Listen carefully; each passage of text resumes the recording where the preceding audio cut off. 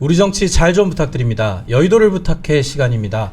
각 당에서 젊음과 미래를 담당하고 계신 청년 의원분들 모셨습니다. 김용태 국민의힘 의원 나오셨습니다. 안녕하세요. 안녕하세요. 네, 모경종 더불어민주당 의원 나와 계십니다. 안녕하세요. 안녕하세요. 네, 두 분 예전 뭐 중진 이상 의원님들은 뭐 낮에는 싸워도 밤에는 뭐 술도 한잔 하고 하는데 두 분 뭐 이렇게 만날 기회가 좀 있으셨나요? 저는 이제 네. 의원님하고 예. 개인적 연이 있습니다. 제가 아. ROTC 출신들이어가지고 예. 제가 학군 1년 후배입니다. 그리고 그렇군요. 1열에 앉았을 때 본회의장 이제 옆에 앉은 짝꿍이셨고. 그러면은 아주 뭐 천병 친해질 수 있는 그 여지는 많으나 네. 사실상 뭐 저녁 식사도 한번 못 해본 것 같고 예. 그렇죠. 근데 내적 친밀감은 아주 높고요. 네, 말씀하신 것처럼 제가 한 기수 선배다 보니까 제가 오히려 더 먼저 다가가기가 좀 미안해요. 그래서 아직까지는 안 친한 오늘을 계기로 조금 더 이렇게 네. 부탁드려 보겠습니다. 네, 근황 토크 좀 해볼게요. 네, 요즘 국힘 지도부분들께 강성 지지자들의 문자 폭탄이 간다고 하는데 네. 제가 알기로 문자 폭탄은 좀 민주당에서 많이 있었던 걸로 아는데 그 프레임입니다. 그런가요? 실제로 좀 의원님도 문자 많이 받으시나요? 문자야 뭐 여야 할 것 없이 네. 이제 지지층들한테 많이 보내왔던 지지층으로부터 많이 받았던 거고요. 저희 이제 박근혜 전 대통령 네. 탄핵 때도 그랬고 뭐 여러 차례 이제 폭탄을 받은 적이 있는데 네. 지금 상황이 아무래도 이제 민감하고 예민한 시기다 보니까 지지층들이 이제 지도부를 향해서 이제 섭섭하신 점도 있고 네. 뭐 이런 점이 있다 보니까 아무래도 그런 것을 이제 표출하는 문자가 예. 많이 오죠. 다만 제가 말씀드리고 싶은 내용은 보수층이 되게 분화되어 있어요. 그렇죠. 그러니까 강성 보수, 온건 보수, 중도 보수. 네. 그러니까 이게 층을 나누는 것이 그렇게 뭐 정치하는 입장에서 바람직하진 않겠지만 지금 같은 상황에서 듣고 싶어 하시는 메시지가 다 다르고 예. 그리고 지금 상황이 어쨌든 지도부는 진영도 중요하지만 또 국가 공동체에 대한 고민도 있기 때문에 그런 과정에서 저희가 담담하게 또 강성 지지층들을 위로도 하고 또 중도 보수층들이 원하는 메시지도 낼 수 있도록 좀 노력을 많이 하고 있습니다. 정치인분들이 조금 더 이렇게 좀 세밀하게 정치를 하셔야 되는 상황이네요. 그렇습니다. 네. 예. 민주당은 요즘에 국회에서 광화문까지 맨날 행진을 하시더라고요. 한 9km 정도 되는데 매일 하시나요? 거의 뭐 다들 나오시고 있고요. 모 의원님은 저도 지금 거의 대부분 다 나가갖고 예. 하루 정도는 중간에 잠깐 다른 일정 갔다가 다시 합류한 적은 있어요. 네. 근데 제가 아까 군 이야기를 하셨는데 네. 진짜 토종 알 보병입니다. 그래서 그러시군요. 걷는 것 자체에 신체적인 무리는 없어요. 9km면 뭐 껌이네요. 네. 그리고 지금 우리 장병들께서 걷고 있는 그 거리에 비하면은 예. 신체적으로는 무리는 없다. 다만 한 걸음 한 걸음의 그 심리적 그리고 정치적으로 우리가 가지고 있는 부담감, 책임감 그런 걸 느끼는 그런 시간인 것 같아요. 네. 근데 집회 신고가 안 돼 있어서 뭐 구호를 외치거나 뭐 그런 건 안 된다고 제가 전해 들었는데 맞나요? 그건 첫날 그랬습니다. 아. 첫날 그래서 예. 저희가 뭐 첫 번째 날은 그렇게 됐으니 침묵 시위처럼 하자라고 그냥 이동을 했고요. 네. 두 번째 날부터는 집회 신고 다 되어서 지금 열심히 구호 외치고 아. 어제도 제가 제 선두에서 가지고 마이크로 열심히 구호 외치면서 갔다 왔습니다. 네, 그랬군요. 네, 이제 본격적인 토크 한번 시작해 보도록 하겠습니다. 첫 번째 주제는 헌재에 길어지는 침묵입니다. 윤석열 대통령 탄핵 선고가 이번 주 될 거라는 전망이 많았는데 아직 헌재가 선고기일을 정하지 않고 있습니다. 물론 지금 저희 방송 중간에도 갑자기 선고 일정이 나올 수도 있는데 오늘 생방송의 묘미를 살려서 한번 잘 진행해 보도록 하겠습니다. 선고가 늦어지면서 사실 언론에서도 좀 비슷한 동어 반복을 많이 할 수밖에 없는데 그래도 또 여쭤보지 않을 수가 없습니다. 선고가 어느 정도 시점에 이뤄질지 먼저 김 의원부터 좀 여쭤보겠습니다. 지금 오늘 오전 10시에 보통 이제 헌재가 2, 3일 전에 그렇죠. 탄핵 심판에 대한 것을 선고 일정을 발표하는데 또 오늘 오전 10시가 넘어가다 보니 이번 주가 어려운 거 아니냐라는 그런 추측들이 많은 것 같고요. 아마 다음 주를 일단은 넘어가지 않을까 네. 개인적으로 생각을 10시를 됩니다. 기점으로 좀 분위기가 확 바뀌는 것 같아요 지금. 그렇습니다. 예. 네. 좀 모 의원 어떻게 보십니까? 심정적으로야 이번 네. 주 내로 무조건 나오면 좋겠다는 생각을 모두가 하고 있을 겁니다. 그러나 방금 말씀하신 것처럼 오늘까지도 헌재가 묵묵부답이다라고 하면 사실상 다음 주 넘어가는 게 기정사실화 되는 거 아닌가 싶고요. 중요한 건 다음 주에서도 언제가 될 것인가가 중요할 것 같아요. 네. 뭐 일각에서는 이재명 대표의 재판 관련한 이야기를 거론하고 있는데 그렇죠. 헌재가 그런 걸 신경 쓸 때가 아닙니다. 예. 오로지 국민과 헌법만 바라보고 판결을 내린다면 당장 오늘 내려도 전혀 문제가 되지 않는다. 이렇게 주저할 이유가 없다 생각합니다. 말씀하신 김에 한번 얘기해 볼게요. 그러니까 26일 날 이재명 대표의 2심 선고가 있습니다. 그 선고와 이번 그 탄핵 심판과 길이 어떻게 먼저 해야 되느냐, 후에 해야 되냐 이런 논란이 있거든요. 그 국힘에서는 좀 어떻게 바라보고 계시나요? 그러니까 뭐 전에 해야 된다, 후에 해야 한다라는 이점을 명확히 나누기보다는 네. 그런 것이 있었죠. 저희가 12월 3일 날 비상계엄이 있고 나서 네. 당시 야당이 굉장히 빠르게 저희 당을 압박했고 뭐 이른바 이제 내란죄를 철회한 그런 헌재에서 철회했던 경우도 있지만 어찌되었든 동조 세력이라면서 압박하면서 이제 탄핵 소추를 압박해 왔었잖아요. 예. 그 배경에는 이재명 대표의 여러 가지 공직선거법뿐만이 아니라 여러 재판들보다도 탄핵 심판을 빠르게 이끌어서 이제 조기 대선을 하려는 거 아니냐라는 뭐 저희 당뿐만이 아니라 많은 국민들이 그렇게 생각하셨을 거예요. 근데 어찌 되었든 탄핵 심판이 지금 이렇게 저희가 예상했던 많은 언론들이 예상했던 것보다 늦어지면서 어찌 되었든 이재명 대표나 민주당 입장에서는 오히려 지금 초조한 거 아닌가. 네. 그래서 뭐 전후보다는 어찌 지금 시점이 맞물리면서 그러다 보니까 민주당도 이제 총력전에 대응하는 거 아닌가. 뭐 당원들이라든지 총동원령을 내려서 집회도 나가고 네. 뭐 그런 것 같습니다. 아까 저희가 브리핑을 부탁해 시간에도 얘기했는데 사실 며칠 전하고 어제 오늘 민주당에서 나오는 워딩들의 어떤 강도가 조금 강하거든요. 실제로 그런 좀 기류 변화, 좀 초조함 이런 게 있으십니까? 어떠십니까? 초조한 게 아니라 분노죠. 예. 대한민국 국민들께서 모두가 생각을 같이 하고 있다고 저희는 믿고 있습니다. 민주당을 위해서 탄핵 선고를 빨리 해달라, 빨리 해야 된다라고 말을 하는 게 아니라 국민들께서 지금 가지고 계시는 이 피로감, 스트레스, 그게 어느 진영이든 간에요. 그리고 대한민국 경제가 이 하루하루 지나가면서 어마어마한 손실을 입고 있습니다. 이 사태를 빨리 종결시켜야 된다. 그리고 종결시키지 못할 이유가 전혀 없다라는 거고요. 우리 김영태 비대위원님께서도 당에서 기각과 인용을 다 대비를 해야 된다. 이런 이야기도 하신 걸 제가 인터뷰에서 봤어요. 그런 것처럼 지금은 이재명 대표님의 이런 재판에 대해 논의할 또는 언급할 이유가 하등 없습니다.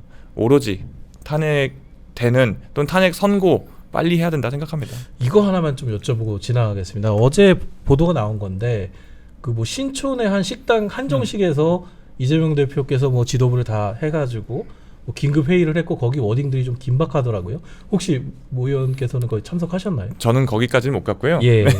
그 긴급 회의라고 하는데 네네. 이재명 대표님이 대표가 되시고 나서 그런 회의는 수도 없이 많습니다. 뭐 그래서 특별한 그 거기에 대해서 굳이 어떤 의미를 입힐 필요가 없고요. 다만 그만큼 우리 당 지도부를 포함한 민주당 의원 그리고 대다수의 국민들께서 이 사태를 빨리 끝내야 된다라는 거에 똑같은 공감대를 가지고 있다 생각을 하는 그러니까 거죠. 보도를 보면 이 대표가 그 선고가 늦어지는 거에 대해서 실제로 좀 걱정스러운 어떤 말씀을 많이 하셨다. 그럴 수밖에 없죠. 그건 저도 네. 똑같이 그러고 있는데요. 네. 아까 계속 동호반복입니다만은 명백한 국민들을 상대로 또는 국회를 상대로 총을 들고 군인들을 난입시켰고 헌법기관인 선관위에 부정선거라는 정말 시대의 이상한 이야기를 하면서 계엄을 선포했습니다. 이런 위헌 위법한 불법한 상황에 대해서 헌법재판소가 대통령으로서의 자격을 박탈해야 된다, 파면해야 된다라는 것에 도대체 무엇을 더 고민할 것이 있는가, 고민을 하고 있다라는 것 자체가 문제다라는 지점에서 여러 가지 이야기들이 나온 것 같습니다. 선고가 이렇게 좀 늦어지는 부분에 대해서 확실히 국힘 쪽 분위기 좀 다를 것 같아요. 실제로 기각이나 각하를 기대하시는 의원님들의 어떤 숫자 변화 이런 게 좀 느껴지시나요? 사실 지금 헌재 재판관들에 대한 생각에 대해서 뭐 여야 할 것 없이 이른바 이제 찌라시라고 하죠. 네. 풍문으로 이제 밭글 형태로 많이 도는데 솔직히 말씀드리면 취재가 거의 불가능하죠. 네. 근데 그럼에도 불구하고 저희가 언론이 예상했던 것보다 선고 일정이 잡히지 않는 것은 아무래도 재판관들 사이에서 이견이 있는 거 아니냐라는 게 이제 공통적인 추론인 것 같고요. 그 안에서 무슨 말씀을 하시는지는 각자의 주장인 것이지 사실에 기반한 것은 아니라고 생각해서 지켜봐야 된다고 생각하고 있고요. 다만 제가 드리고 싶은 말씀은 저는 지금 헌법재판소가 굉장히 큰 딜레마에 빠져 있다고 생각해요. 아, 그렇습니까? 그 딜레마는 다름 아닌 우원식 의장께서 유발하셨다라고 생각되고 그것이 최상목 권한대행, 그러니까 한덕수 권한대행의 탄핵을 했을 때 탄핵 의결 정족수 문제라고 생각해요. 네. 그러니까 당시에 헌법재판소 주석서에도 나와 있습니다. 대통령 권한대행의 탄핵 의결 정족수는 대통령에 준해서 해야 된다는 게 헌법재판소 주석서에 있는데 어찌되었던 야당이 3분의 2가 아닌 2분의 1로 자의적으로 해석해서 밀어붙였죠. 근데 이게 문제가 뭐가 되냐면 한덕수 권한대행의 탄핵 의결 정족수 권한쟁 심판에 대해서 보통은 이제 각하가 될 것이라고 많이들 예상들 하십니다. 3분의 2가 맞기 때문에. 근데 각하가 된다면 문제가 최상목 권한대행이 임명했던 2명의 재판관 과연 효력이 있는 것이냐.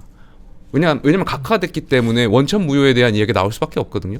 그러니까 이렇게 되다 보면은 이게 대통령 탄핵 심판보다 한덕수 권한대행을 먼저 하든 뒤에 하든 많은 국민들이 이 원천 무효에 대한 이야기를 하실 거고 불복에 대한 얘기가 나올 수밖에 없기 때문에 헌재 스스로가 지금 굉장한 고민을 하고 있지 않나 생각이 좀 듭니다. 한덕수 국무총리 탄핵안 의결 과정에 대한 반론은 민주당 있을 것 같습니다. 변론 기회 한번 드리겠습니다. 뭐 변론이라고 할 게 있나요? 상식적으로 네. 생각하면 되죠. 한덕수 그 국무총리 당시 국무총리가 탄핵안 가결 당시에 이런 김용태 비대위원이 말씀하신 것처럼 주장할 수도 있죠. 그러나 분명히 법적으로 다 하자가 없음을 확인하고 진행한 내용이고 그리고 지금은 우원식 의장을 탓할 게 아니라 그리고 그 한덕수 총리의 탄핵 과정을 탓할 것이 아니라 최상목 권한대행을 탓해야죠. 제가 말씀드리는 게 그래서 제 말씀드리고요. 조금 하시고 그래서 한덕수 방금 논리가 한덕수 국무총리에 대한 탄핵에 대해서 문제가 있다.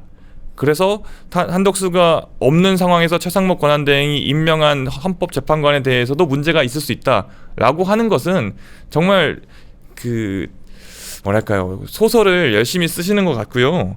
논리 자체가 기본적으로 최상목 권한대행이 권한대행의 자격을 가지고 임명한 헌법재판관들이고 근데 더 나아가서 최상목 권한대행은 헌법재판소에서 8명이 전원일치로 권한쟁의에서 결정을 내렸음에도 불구하고 헌법재판관 임명 안 하고 있는 상태지 않습니까? 헌법재판소의 고민 지점은 거기 있다고 생각해요. 오히려 우리가 권한쟁의를 통해서 헌법재판소의 결정이 있었음에도 불구하고 그리고 심지어 그것이 모든 공공기관, 국가기관을 기속함에도 불구하고 최상목이 헌법재판관을 끝까지 임명 안 하고 있지 않습니까? 그러면 헌법재판소에서 만약에 갈라져 있는 6대2가 되었건 7대1이 되었건 갈라져 있는 결정이 나왔을 때 과연 이 8대0의 전원 일치 판결에 대해서도 결정에 대해서도 불복하고 있고 부작위하고 있는데 이 지점을 어떻게 해야 될까? 그 지점에서 지금 고민이 길어지고 있지 이 뭐 우원식 한덕수 이 이야기까지 거슬러 갈 필요가 없다 생각합니다. 제가 말씀드리는 건 굉장히 단순한 거예요.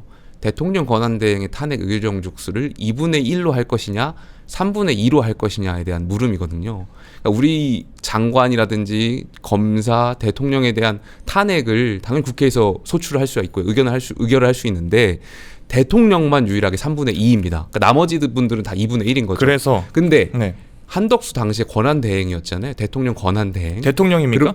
그러니까 대통령 권한대행이었으니까 3분의 2로 하는 게 맞다라는 것이 헌법재판소 2015년 주석서에 나와 있습니다. 이 부분에 대해서 10초만 이야기하겠습니다. 그러니까 근데 말씀하시고. 2분의 1로 민주당이 자의적으로 해서 이제 밀어붙였던 것이고 그러다 보니까 이게 인용 기각에 대한 문제가 아니라 요건 미성립으로 각하에 대한 가능성이 있는 것이고 그렇지 않고요. 그럼 최상목 권한대행이 과연 그동안 해왔던 행위들이 원천무효될 수 있는 거 아닌가에 대한 굉장히 큰 혼란이 있다는 거기에 대해서 그러니까 법리적인 논쟁을 하고 싶은 게 아니라 민주당이 그러한 혼란을 지금 자초했다라는 말씀을 좀 드리고 싶은 거예요. 혼란을 자초한 게 아니라요. 이제 방금 말씀하신 것처럼 대통령 권한 대행은 과연 그 정족수를 어떻게 해야 될 것이냐. 대통령에 대한 이야기와 대통령 권한 대행은 다른 거. 그 첫 번째 아까 말씀드렸던 것 같고 두 번째는 기본적으로 한덕수 국무총리가 본인이 대통령 권한 대행 이후에 어떤 내용에 대한 이유로만 탄핵이 되었는가? 탄핵안이 가결되었는가? 그게 아니라 대통령 권한대행 이전에 국무총리 시절의 내용을 가지고 탄핵안이 가결이 되었습니다. 그렇다면 대통령 권한대행 이후의 내용이 아니라 대통령 권한대행 이전 국무총리에 대한 탄핵이기 때문에 거기는 의결 정수가 2분의 1이 가야 되는 게 맞죠. 맞습니다. 그러니까 국무총리와 한덕수 권한대행 두 가지가 다 들어가 있어요. 근데 말씀하셨던 것처럼 국무총리 때일 탄핵을 할 거면 2분의 1이 맞고요. 권한대행일 때 판단할 거면 3분의 2가 맞는데 그 내용을 봐야 되는 겁니다. 이 내용. 부분은 근데 좀- 그리고 아까 그 대통령과 대통령 권한대행이 다르다라고 말씀을 하셨는데 그런 식의 논리면은 최상목 권한대행이 헌법재판관을 임명할 대통령의 권한도 없는 것이죠. 정확하게 한덕수 당시 권한대행의 직위가 뭡니까? 대통령 권한대행 국무총리 한덕수입니다. 그러니까 그렇기 때문에 이 사람은 대통령이 아니에요. 대통령 권한대행 국무총리 한덕수라는 점입니다. 지금 최상목 권한대행도 대통령 권한대행 경제부총리 최상목이지 네. 대통령 아닙니다. 이 부분은 법조계에서도 좀 의견이 나누고 정치권에서도 너무 첨예한 이슈인데 두 분이 많이 정리를 해주신 것 같아서 예. 시청자분들이 이제 판단을 하실 것 같습니다. 이렇게 지금 꼬리에 꼬리를 물거든요. 이게 한덕수 국무총리 탄핵부터 지금 이렇게 탄핵 소추 늦어지는 부분까지 뭐가 계속 연결이 되기 때문에 좀 이해하기가 어려웠는데 두 의원분들이 많이 설명을 해주신 것 같아요. 다음 좀 이재명 대표 2심 얘기를 조금 더 해보겠습니다. 일각에서는 민주당이 이재명 대표의 2심 선고 이전에 탄핵 선고가 이뤄지면 많이 불리할 것이다 이런 지적이 나오거든요. 모 의원님은 그 부분에 대해서는 좀 어떻게 보시나요? 민주당은 한 가지 이번 사태 12.3 내란 사태를 겪으면서 한 가지 나름의 공통의 결심을 가진 게 있어요. 지금은 민주당 또는 이재명 대표님 각자의 국회의원들의 이익을 따질 때가 아니라 이 사태를 수습하고 다시 대한민국이 민주주의가 꽃피우는 그런 나라로 만들어야 된다라는 그런 사명감을 갖기 시작했어요. 그래서 말씀하신 것처럼 이재명 대표님에 대한 여러 가지 재판에 대한 결과에 유불리는 당연히 있을 수 있겠죠. 정치적으로 어떤 높낮이 고저가 있을 수 있지만 그걸 우리가 민주당이 중요시하고 있지 않다. 그거보다 더 중요한 또는 그거와 비교할 수 없는 정말 중요한 윤석열이라는 비상계엄을 위헌위법적으로 선포하고 국민에게 총칼을 들이댔던 사람에 대한 책임을 묻는 과정이 제일 먼저 중요하다 이렇게 생각하고 있습니다. 2심 결과에 대한 여야 생각 다를 것 같은데 맞습니다. 조금 1심이 유지될 것이라고 보시나요? 저는 그렇게 생각합니다. 약간 아마 정치인들이 이제 공직선거법 관련해 가지고 어떤 수사도 받아본 경험들이 있으실 텐데요. 네. 두 가지를 많이 대응을 합니다. 첫 번째는 제가 인정하는 거죠. 네. 제가 잘 몰랐습니다. 그리고 고의가 아니었고 잘 몰랐습니다. 선처를 부탁드리겠습니다. 하는 방법이 있고요. 두 번째는 아니다. 네. 나는 위반하지 않았다.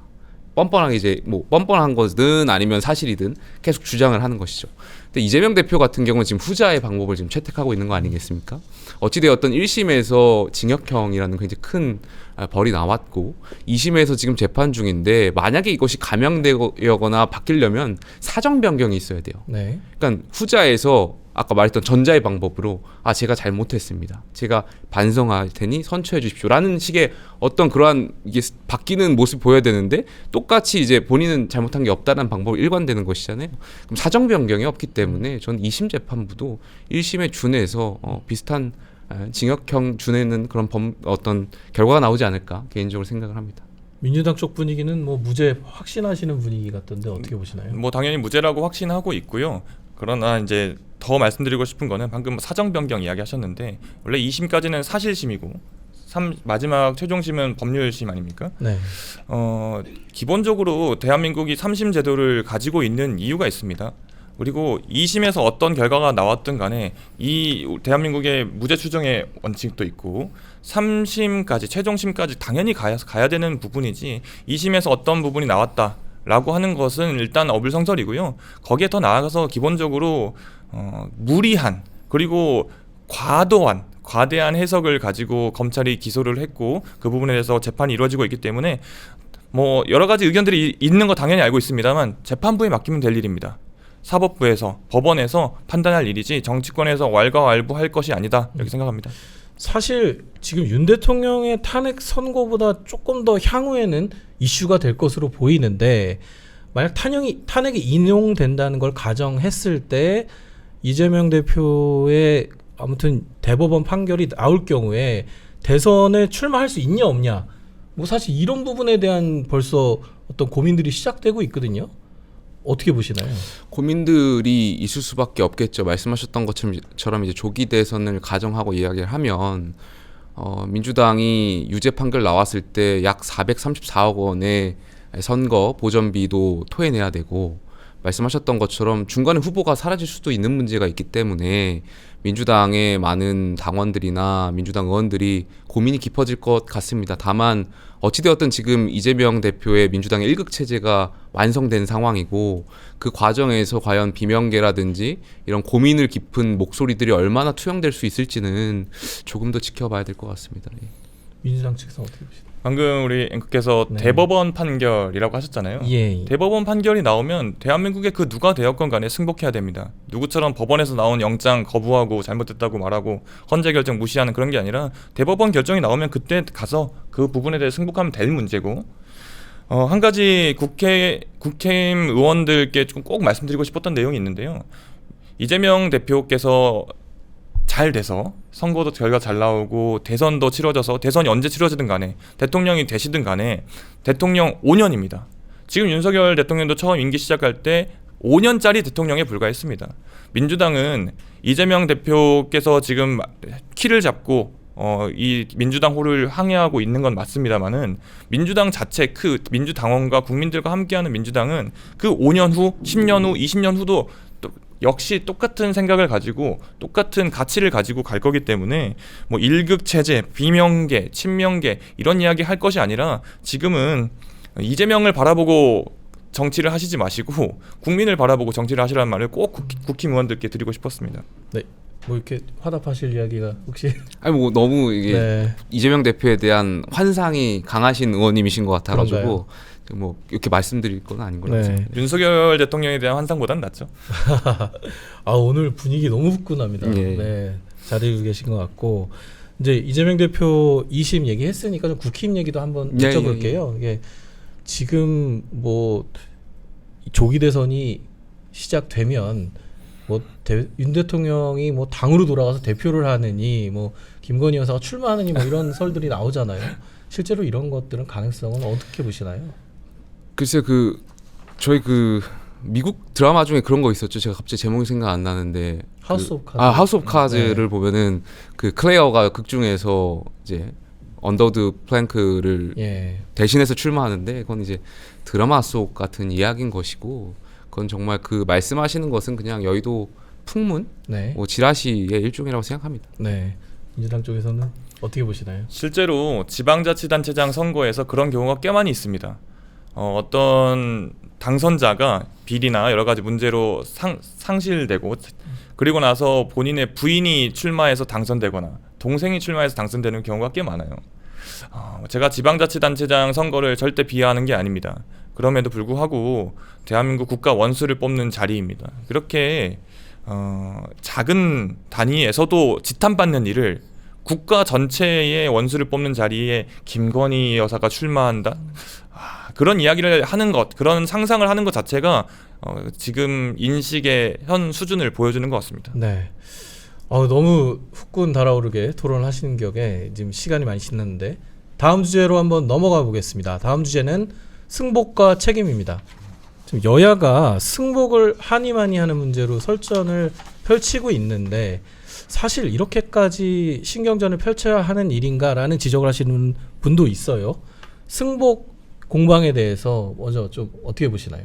저는 사실 이 승복 이야기 나왔을 때 너무 당연한 거잖아요. 법치주의, 법치 시스템에 승복하는 건 너무 당연한 건데 이걸 왜 말해야 되냐는 말씀들 너무 당연한 말씀이다 보니까 근데 그럼에도 불구하고 야당이 여당을 계속 공격했잖아요. 그러니까 저희가 헌법재판소에다가 주문했던 내용은 절차적 공정성을 지켜달라는 이야기. 네. 가령 아까 뭐 영장을 집행하는 것을 승복 안 했다고 했는데 그것이 아니라 공수처 수사 권한에 대한 논란들이 있으니 네. 그리고 영장 쇼핑하는 부분들이 있으니 혼란이 없도록 해달라는 그런 입장이었지 저희가 언제 결과에 대해서 승복 안 하겠다는 말씀을 했습니까? 네. 아니죠. 근데 야당이 계속 여당을 승복 안 할 거다 불복할 프레임을 줘서 결국에는 권성동 원내대표께서 공식적으로 이제 말씀을 하셨잖아요. 네. 그렇다면 이제 야당도 여기에 대해서 승복하겠다라는 입장을 내야 된다라는 말씀 계속 드리고 싶고, 그리고 지금 야당이야말로 그러니까 여야 이번에 탄핵과 관련해서 집회를 보면은 탄핵 반대는 여당이 주도하는 게 아닙니다. 시민사회라든지 종교단체에서 집회 진행을 하는 거거든요. 거기에 여당 의원들이 몇 분이 가셔가지고 이제 말씀하는 거죠. 근데 탄핵 찬성 집회는 야당 지도부가 총동원령을 내서 하는 집회들도 있거든요. 그러니까 다르다라는 말씀 좀 드리고 싶고, 야당도 탄핵 결과가 어떻게 나올지 모르겠습니다만 승복하겠다는 워딩을 좀 해주셔야 될 때 아닌가 생각이 듭니다. 최근에 이재명 대표가 저희 채널 A 예, 프로에 유튜브에서 나와서 말씀하셨죠. 승복 너무 당연하다 이런 말씀도 했는데 그러니까 저희도 뭐 그렇게 언론이나 인터넷 방송이나 이런 걸 통해서 너무 당연한 얘기다 이렇게 했는데, 그럼에도 불구하고 야당이 여당 그렇게 해서 이제 공식적으로 말씀하셨죠. 그럼 뭐 예. 최고위나 이런 공식적인 자리에서 좀 승복해야 된다 이런 말씀인가요? 어떻게 보시나요? 그렇습니다. 여당도 했고 야당도 거기에 대해서 당연히 승복 민주당 말씀을 어떻게 하셔야죠. 보시나요? 예. 승복 당연히 해야죠. 네. 뭐 논의할 가치가 없다 생각하고요. 네. 박찬대 원내대표가 엊그제 인터뷰에서도 다시 한번 이야기를 했고요. 네. 말씀하신 것처럼 이재명 당대표께서도 정규재 대표와의 대담에서 이야기를 했기 때문에 그 부분에 대해서 이야기를 꺼내고 하는 건 그냥 트집을 뭔가 하나 더 잡고 싶은 거라 생각을 하고요. 아까 말씀하신 것처럼 승복에 대해서 가장 큰 걸림돌 그리고 가장 큰 현재 문제점은 최상목 권한대행이라고 생각을 합니다. 네. 헌재 결정이 나왔음에도 불구하고 그냥 귀 닫고 있고, 그러면서 어제 발표를 했죠. 국민께 이 헌재 결정이 어떻게 나오든 간에 존중하고 수용해달라라는 이야기를 했는데, 본인이 그런 말할 자격이 있습니까 도대체? 최상목 권한대행의 그 태도부터가 권한대행의 자격 없음을 보여주고 있는 것 같고요. 그리고 아까 뭐 영장 쇼핑 이야기하시고 윤석열 대통령이 관저에서 안 나왔을 때 이야기를 하시는데, 이 구속영장이 적법한지 공수처에 관련된 내용이 적법한지 아닌지에 대해서 판단을 결국 누가 합니까? 결국 우리는 헌법상 법원이 하게 돼 있습니다. 법원에서 발부한 구속영장이었습니다. 법원에서 발부한 내용을 거부하고 있는 것 자체가 대한민국의 삼권 분립이자 민주주의자 헌법을 무시하고 있다.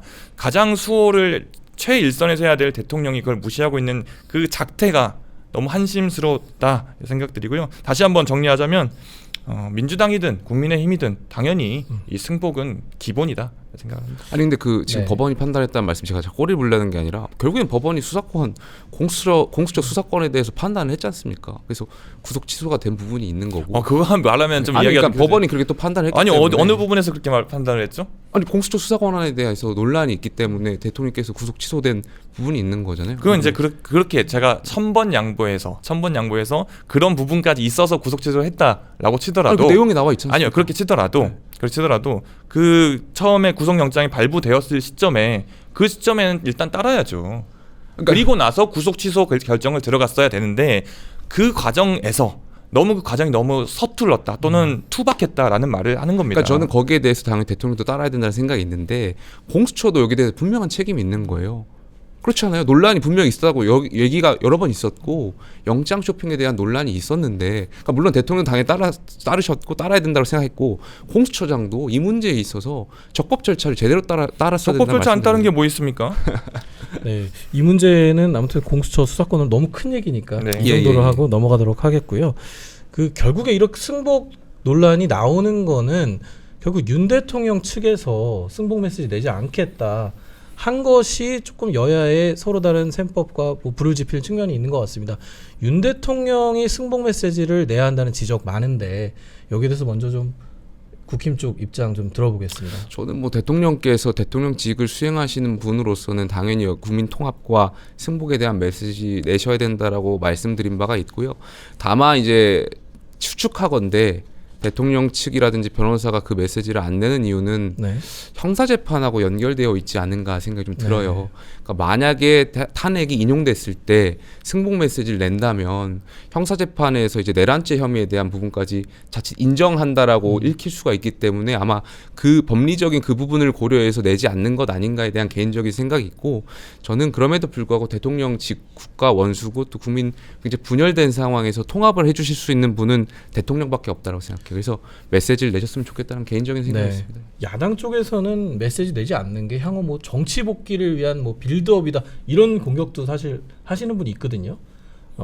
대통령께서 아무튼 승복 메시지 안 내시는 부분에 대해서 이렇게 어떻게 평가하시는지 한번 들어보겠습니다. 윤석열한테 기대를 하나도 할 것이 없다고 생각해요. 그런 기대를 일말이라도 가질 수 있는 사람이었으면 12.3의 그날 밤이 있었겠습니까? 그리고 그 이후에 여러 가지 발언과 준동과 그런 선동이 있었겠습니까?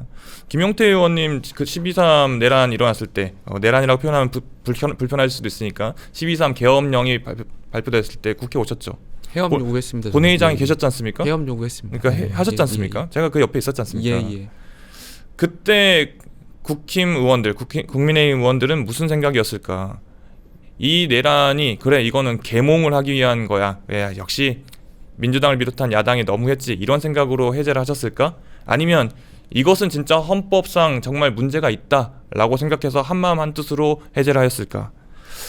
기본적으로 그런 상식적인 판단이 안 되는 사람이 윤석열입니다. 그렇기 때문에 나라를 이 모양 이 꼴로 만들고 있고 지금도 현재 진행형이기 때문에 승복 메시지 안 낼 거라 보고요. 내준다면 감사합니다만 아무 의미 없습니다. 네, 승복 논란 여기까지 하고요. 아무튼 승복 그리고 선거가 늦어지면서 지금 국정도 좀 잘 안 풀리는 부분이 있는 것 같아요. 대표적으로 지금 국민연금 개혁안에 대해서 여야가 모수개혁에 합의했는데 이후에 또 이런 탄핵 선고 여파로 좀 삐거덕대고 있습니다. 이 국민연금 개혁 정도는 여야가 합의까지 했는데 좀 통과시킬 수 있는 거 아닙니까? 저는 뭐 시간이 조금 걸릴 거라고 생각하고 다만 합의가 될 거라고 생각이 듭니다. 지금 네. 여러 가지 여야 간에 첨예하게 대립하고 있는 와중에도 조금씩 의견을 좁혀가고 있고 네. 전 국민연금과 같은 부분은 정말 여야에서 목표가 다르지 않을 거라고 생각하기 때문에 그 방법에 대해서 조금씩 차이가 있지만 결과적으로는 좀 합의가 될 거라고 생각합니다. 민주당도 뭐 당연하죠. 저희 민주당에서도 당연히 될 것이라고 생각하고 있고 다만 기본적으로 제도 개혁과 모수 개혁의 문제인 거 아닙니까? 네. 민주당 입장에서는 국민의힘에서 제안하신 내용을 최대한 다 받아들였고 그래서 43%라는 수치까지도 최종적으로는 받아들였단 말이죠. 그래서 다 진행이 되고 있는데 갑자기 어떤 문구 하나를 꼭 넣어야 된다라고 하면서 지금 이 국민연금 개혁 자체가 좌초될 위기라고 하는 게 참 아쉽습니다. 그 문구 하나가 자동 조절 장치 말씀하시는 건가요? 여야 합의라는 이야기를 이 제도 개혁 관련된 내용에서 꼭 넣어야 된다라고 하는 것 같아요. 기본적으로 연금 개혁 특위는 당연히 여야가 의원들이 다 골고루 들어가서 하기 때문에 여야 합의가 될 수밖에 없습니다. 그래서 굳이 그 문구 하나 때문에 못하겠다라고 목리를 부리는 건 조금은 과한 액션 아닌가? 그 문구가 이제 협의냐 합의냐에 대한 법률적인 용어가 있기 때문에 그런 것이고요. 협의와 합의는 굉장히 큰 차이잖아요. 그래서 그런 어떤 논리적인 다툼이 있는 것이니까 조금 더 지켜봐 주시면 될 것 같습니다. 충분히 뭐 협의든 합의든 통과될 수 있을 정도의 차이인 것 같으니까 좀 잘 좀 부탁드리겠습니다. 국민의힘 잘 부탁드립니다. 네. 다음 주제로 넘어가 보겠습니다. 다음 주제는 아까 얘기가 나오기도 했지만 최상목 탄핵 딜레마입니다. 민주당이 오늘까지 마은혁 헌법재판관 후보자를 임명하지 않으면 뭐 최상목 권한대행을 탄핵하겠다 뭐 이런 최후 통첩을 날렸어요. 그러니까 오늘인데 민주당 오늘 실제로 뭐 탄핵안 발의하는 겁니까? 발의 준비는 진작 다 해놨고요. 마치 사표를 항상 품고 다니는 그런 한 직장인의 심정처럼 지금 현재 문제에 대해서 언제든지 탄핵 발의를 해야 된다라고 생각은 하고 있습니다만은 기본적으로 대한민국 국정 운영을 함에 있어서 대통령 권한 대행이 가지고 있는 역할이 또 있는 거 아니겠습니까? 네. 지금 뭐 트럼프 당선 이후, 트럼프 취임 이후에 국제 정세를 비롯해서 국가 경제가 매우 위급한 시기이기 때문에 나라의 수장을 맡고 있는 또는 대한민국의 제일 중요한 역할을 하고 있는 사람에 대해서 좀 고민이 있는 것이지 이 사람이 너무 문제가 없고 면죄부를 줄 만큼 잘했고 이래서 탄핵 발의를 머뭇거리고 있는 게 아니라는 걸 명확하게 밝힙니다. 네. 하지만 뭐 이번 주 초에 그 최재 감사원장에 대한 탄핵도 기각이 됐고 지금 줄기각이 되면서 어떤 탄핵에 대한 기시감도 사실 많이 느끼고 있습니다. 이런 탄핵 카드 어떻게 보십니까? 탄핵이라는 것은 국회가 이제 행정부를 견제하는 카드인데요. 굉장히 제한적으로 써야 된다라는 것이 정치학자라든지 뭐 이런 많은 주장들입니다. 그럼에도 불구하고 윤석열 정부 들어서 29번의 이제 줄탄핵이 있었다라는 것은 그만큼 야당이 이 탄핵이라는 헌법적 장치를 야당의 개인적인 어떤 이익을 위해서 썼다라는 것을 방증하는 것이고 말씀하셨던 것처럼 8대 0으로 기각한 거 아니겠습니까? 이건 여야의 문제가 아니고 입법부와 행정부 간의 싸움에서 입법부가 8대 0으로 행정부한테 졌다라는 겁니다. 그렇다면 국회의 법사위원장 정도는 최소한 나오셔서 직을 사퇴하시거나 아니면 네. 사과하시거나 이러셔야 되는데 거기에 대한 말씀 없이 또다시 또 탄핵 카드를 만지작거린다는 것은 글쎄요 염치가 없는 행동이라고 생각합니다. 법사위원장 탄핵 카드까지 말씀하셨는데 어떻게 보십니까? 줄탄핵이란 표현 네. 그리고 프레임을 쓰여서 이야기하시는데 줄탄핵 하면서 나오는 숫자가 29번 이지 않습니까? 그렇죠. 네. 기본적으로 우리 김용태 의원님도 같이 22대 초선이지만 22대 우리 국회 들어와가지고 탄핵 통과시킨 거 몇 건 있습니까? 개엄 이전에 22대 국회에서 탄핵 통과시킨 거 몇 건 있냐고요? 한 건 예. 있습니다. 이진숙 방통위원장 한 건입니다. 그러면 21대 때 막 많았지 않느냐? 몇 건 있었을 것 같습니까?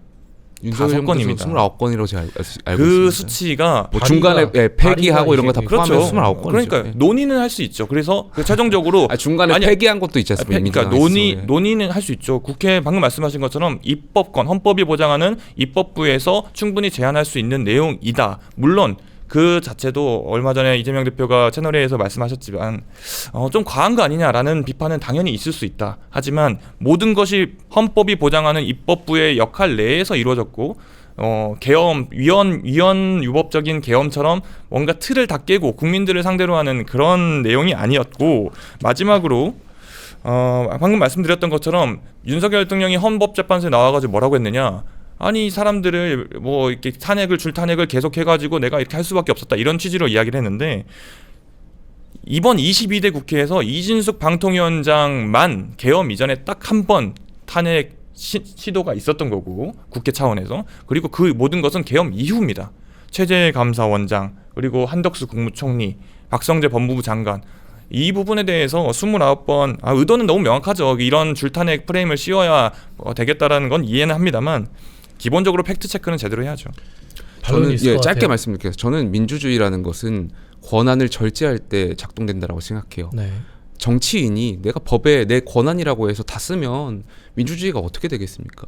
그러니까 탄핵이 권한이라고 해서 그렇게 줄탄핵을 발휘하면 사실 대통령이 계엄이 내 대통령으로서 권한이고 통치행위다라고 주장하는 것이랑 전 다를 바 없다라고 생각해요. 민주당도. 네. 예.